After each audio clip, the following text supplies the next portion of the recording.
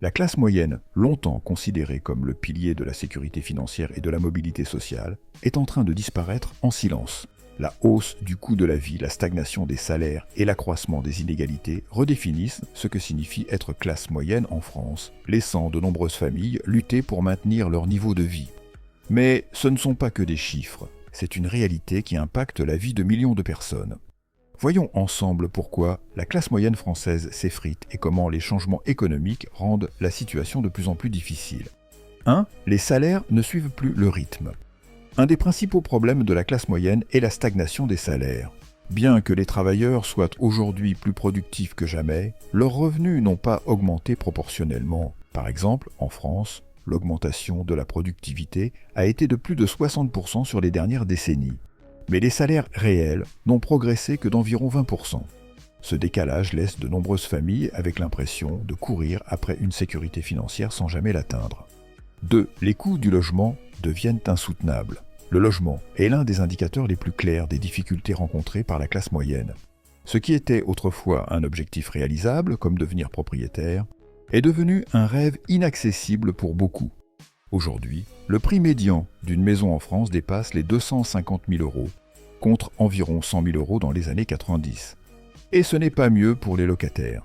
Dans les grandes villes, les loyers dépassent souvent 1 000 € par mois pour un appartement de taille modeste. Résultat, de nombreuses familles consacrent plus de 30% de leurs revenus au logement, réduisant leur capacité à épargner ou à couvrir d'autres dépenses essentielles. 3. Le coût des soins de santé pèse sur les budgets. Bien que la France dispose d'un système de santé parmi les meilleurs au monde, en théorie, dans les faits vous faites 9 heures d'attente au SAMU, certaines dépenses restent à la charge des ménages. Les mutuelles, les consultations spécialistes ou encore certains frais dentaires et optiques peuvent rapidement alourdir le budget des familles de classe moyenne. Ces frais imprévus poussent parfois à piocher dans l'épargne ou à s'endetter, fragilisant encore plus la stabilité financière. 4. L'inflation érode le pouvoir d'achat. L'inflation réduit progressivement le pouvoir d'achat des ménages.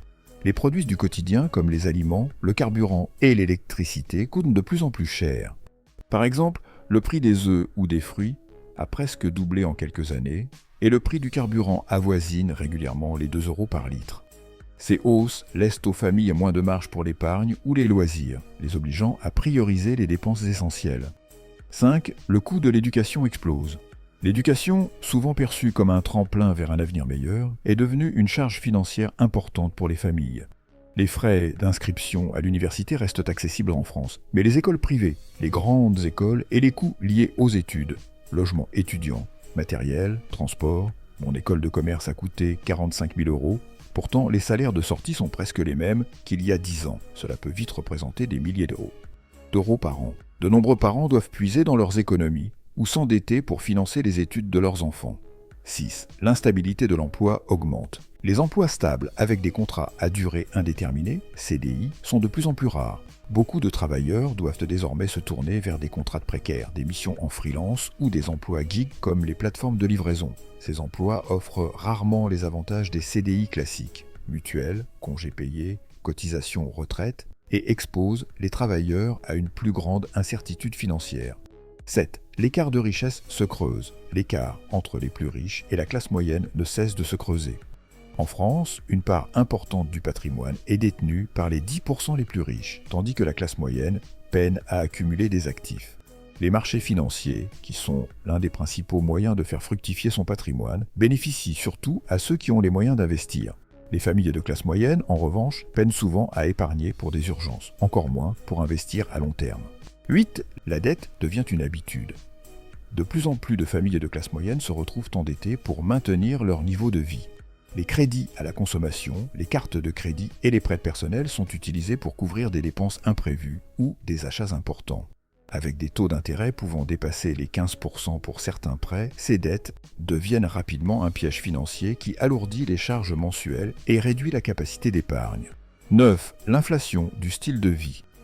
Lorsque les revenus augmentent, la tentation de dépenser davantage est forte. Acheter une maison plus grande, changer de voiture, partir en vacances plus souvent. Mais ces dépenses supplémentaires annulent souvent les gains réalisés. La classe moyenne se retrouve alors dans une situation où, malgré des revenus plus élevés, elle vit encore de paie en paie, sans réelle sécurité financière. 10. La montée de l'automatisation et de la technologie. L'automatisation et les avancées technologiques ont profondément bouleversé le marché du travail. Dans des secteurs comme la distribution, le transport ou l'industrie, de nombreux emplois ont été remplacés par des machines ou des systèmes automatisés. Les caisses automatiques dans les supermarchés et les véhicules autonomes menacent directement les emplois autrefois stables de la classe moyenne. Ceux qui possèdent des compétences techniques avancées prospèrent, tandis que les autres peinent à se reconvertir sans programme de formation accessible. Les défis auxquels fait face la classe moyenne en France sont nombreux et souvent interconnectés. La hausse des coûts, la stagnation des salaires et l'accroissement des inégalités créent une pression financière constante. Pour beaucoup, la classe moyenne n'est plus synonyme de stabilité mais d'équilibre précaire où chaque dépense doit être calculée pour éviter de sombrer. Il est crucial de comprendre ces dynamiques pour mieux les anticiper et trouver des solutions durables. Partagez vos expériences et vos réflexions en commentaire. Ressentez-vous, vous aussi, cet effet d'érosion du pouvoir d'achat ?